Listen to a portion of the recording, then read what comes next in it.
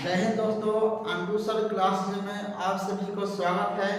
Class 10 का हम कुछ ज्योग्राफी पढ़ाएंगे। देखिए, भारत के नदियां के बारे में बताएंगे। देखिए,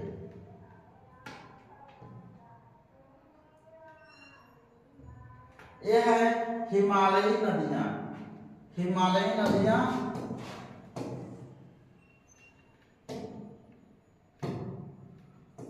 और यह हो गया प्रायद्वीपीय नदियां। सिंधु नदी तंत्र और ब्रह्मपुत्र नदी तंत्र। हम आपको सिंधु नदी तंत्र के बारे में पढ़ाएंगे। उसके बाद हम ब्रह्मपुत्र के और गंगा नदी तंत्र। देखिए, हम मैप के थ्रू आप सभी को पढ़ाएंगे, बताते हैं। देखिए, यहाँ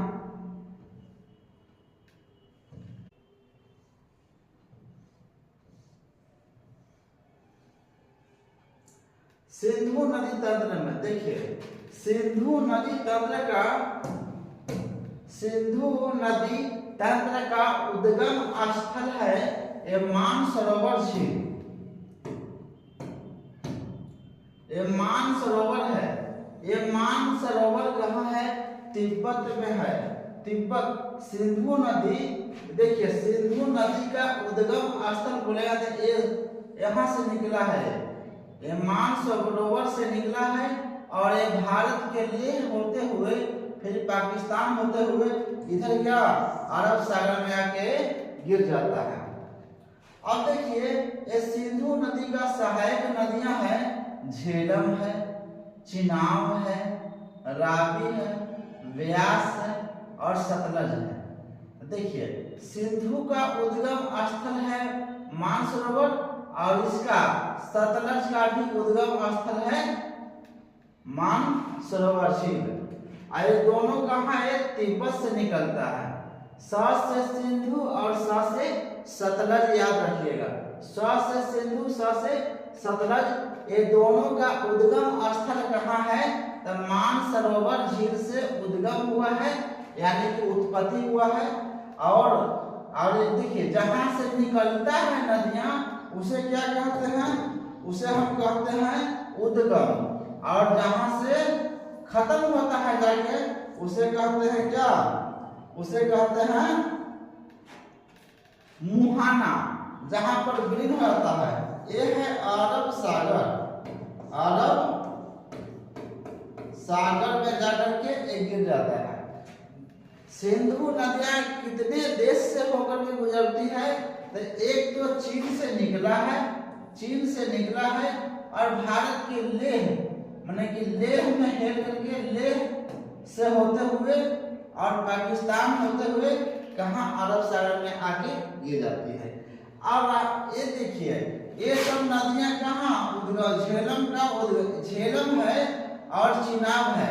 सिंधु नदी का सबसे बड़ी सहायक नदी किसे कहते हैं? यही जो झेलम नदी निकला और किसमें?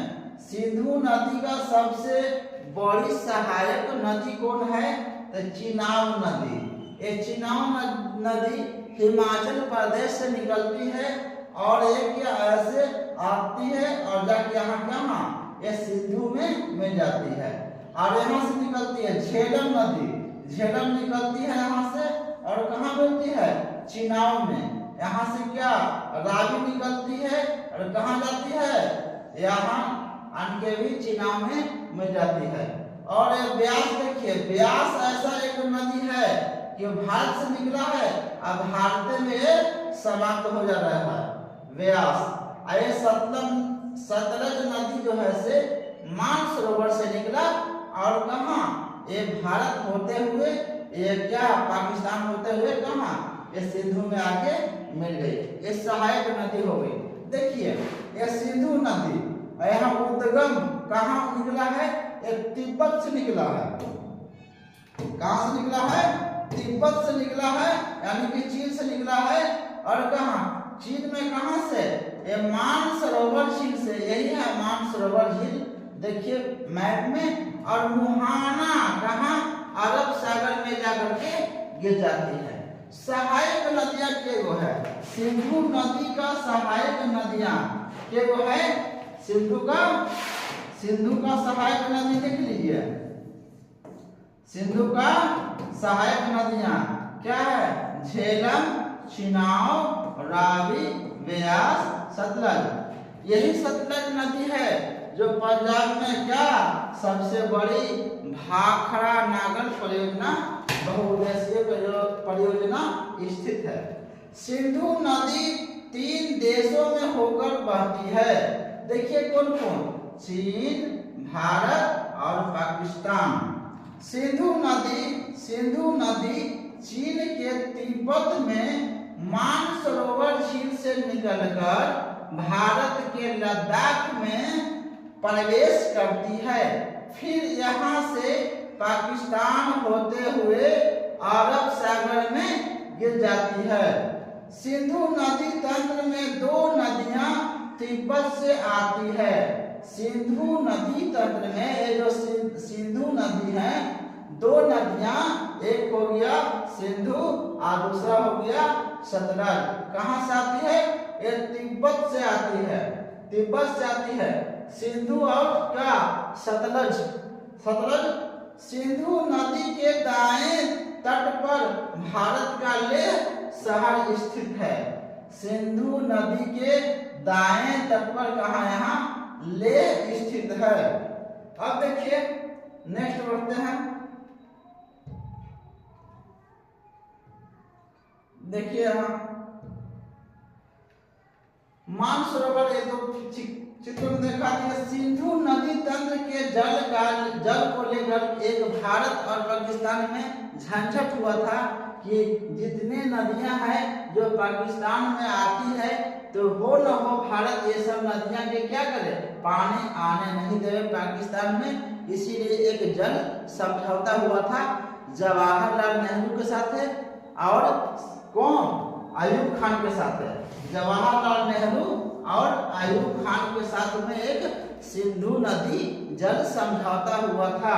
देखिए सिंधु नदी तंत्र के जल को लेकर भारत और पाकिस्तान के बीच कब 1960 में सिंधु जल समझौता हुआ था।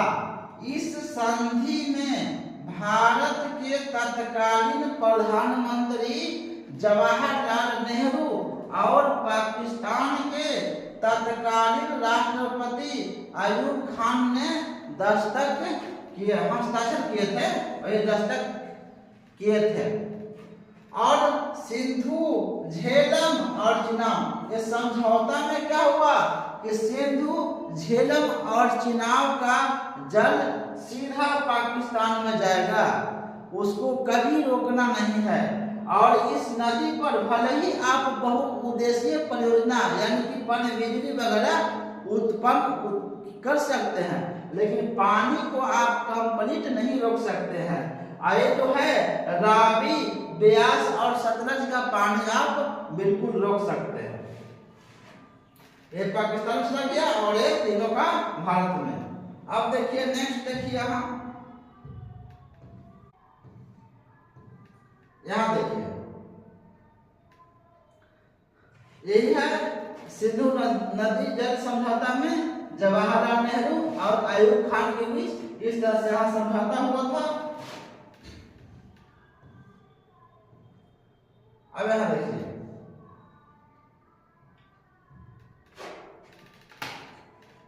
चिनाब नदी का उद्गम स्थल, चिनाब नदी का उद्गम स्थल कहाँ है, बड़ा लाचा दर्रा, दर्रा पढ़ाए थे।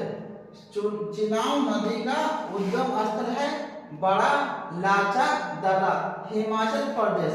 और मुहाना कहाँ है, सिंधु नदी, मुहाना मतलब जहाँ जाके मिल जाता है। उद्गम निकला है कहाँ, देखिए यहाँ ये उद्गम चिनाब का, देखिए यहाँ से निकला है, चिनाब निकला और ऐसे आया, चिनाब निकल के ऐसे आगे यहाँ सीधे मिल गया। जहां निकला ये क्या कहते हैं इसको, जहां से निकला इसे उद्गम, इसको उद्गम। और क्या हो गया, और यहाँ हो गया मुहाना, इसको क्या कहेंगे? मुहाना। ये हो गया मुहाना। तो जहां से निकलता है उसे कहते हैं उद्गम, और जहां पर विलीन हो जाता है, जहां पर दूसरे नदी में मिल जाती है, उसे कहते हैं मुहाना। देखिए ये निकलता है कहां से? कहा कि ये चिनाव नदी का उद्गम स्थल कहाँ है? तो हिमाचल प्रदेश में बड़ा लाचा दर्रा से निकलती है। हिमाचल प्रदेश यहाँ है, यहाँ पर क्या गया? पंजाब आ गया, इधर कश्मीर हो गया, और ऊपर बढ़ेगा तो हो गया लेह, यहाँ पर हो गया लेह हो गया, और यहाँ पर कश्मीर हो गया, जम्मू कश्मीर, यहाँ पर हिमाचल प्रदेश, पंजाब, और इस तरह से नीचे आएगा, इधर तो हो जाए क्या? उत्तराखंड। तो देखिए हिमाचल प्रदेश के बड़ा लाचा दर्रा से उद्गम स्थल है चिनाव नदी, और चिनाव नदी का उद्गम स्थल कहाँ है? हिमाचल प्रदेश के बड़ा लाचा दर्रा से। और ये मुहाना इसका कहाँ है? तो सिंधु नदी, यहाँ पर सिंधु नदी में विलीन हो जाता है। अब देखिए हिमाचल प्रदेश में चिनाव नदी को चंद्रप्रभा नदी के नाम से भी जाना जाता है। चिनाव सिंधु नदी की सबसे बड़ी सहायक नदी है। एग्जाम में आता है सिंधु नदी का सबसे बड़ी सहायक नदी कौन है? तो चिनाव नदी है। और ये देखिए चंद्र और भागा ये कहाँ है? जहां पर चंद्रभागा चिनाव नदी यहाँ से निकलता। देखिए हिमाचल प्रदेश में ही चंद्र और भागा मिलता है यहाँ पर, तो इसी को क्या कहते हैं? चंद्रभागा नदी। हिमाचल प्रदेश में चंद्रभागा नदी भी कहते हैं इसको। आगे बढ़ते हैं। ये देखिए अब कौन कौन सहायक नदियां हैं इसका? नदी उद्गम स्थल और मुहाना, झेलम। झेलम में देखिए यहाँ झेलम, हम बोले कि कश्मीर है, ऊपर बढ़िएगा तो लेह है, यानी हिमाचल, हरियाणा, और इधर पंजाब, राजस्थान, इधर उत्तराखंड। अब देखिए तो ये झेलम कहाँ? बैरी नाग से। जैसे ही नाग आएगा, नाग, नागिन, ये सब कहाँ जाएगा? शेष नाग झील, बैरी नाग झील, ये सब जहां कहाँ जाएगा? ये चला जाएगा जम्मू कश्मीर में चला जाएगा। श्रीनगर झेलम नदी के तट पर स्थित है। रावी रोहतास दर्रा चिनाव हिमाचल प्रदेश में। देखिए रावी से रोहतांग दर्रा, ये भी कहाँ है? हिमाचल प्रदेश में। देखिए यहाँ है रावी, हिमाचल प्रदेश में रावी। और सतलज नदी बताइए कि है कि यहाँ मानसरोवर झील से निकलती है तिब्बत से, और भारत होते हुए कहाँ? आपके यहाँ सिंधु नदी में मिल जाती है। राकसताल मानसरोवर चिनाव झील तिब्बत। भाखड़ा नागर बांध यही सतलज नदी पर स्थित है।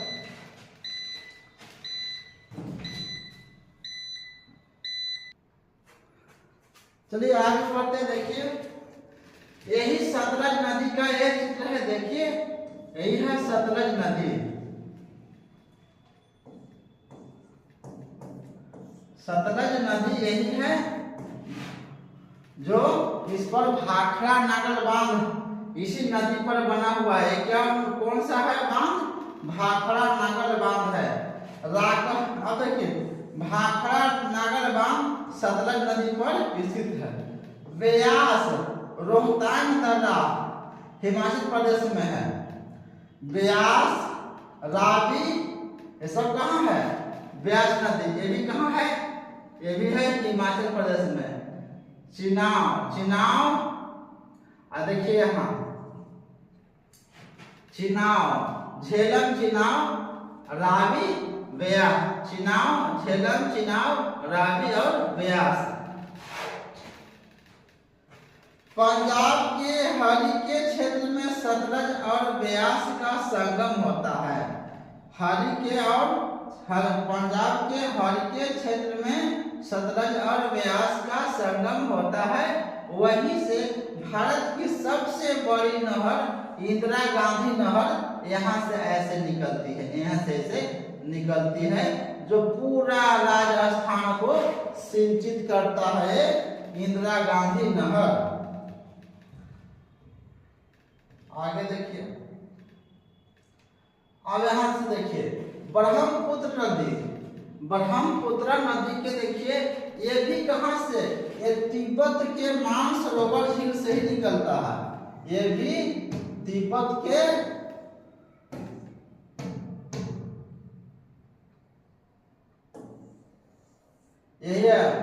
तिब्बत के मानसरोवर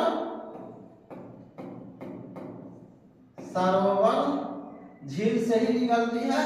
इसका कुल लंबाई यहाँ तक कितना है, तिब्बत में कितना 2900 किलोमीटर, और भारत में यहाँ जैसी पहाड़ से टकरा करके कहाँ से ऐसे मुड़ती है, और कहाँ ये भारत और बांग्लादेश से होते हुए बंगाल के खाड़ी में यहाँ गिर जाती है।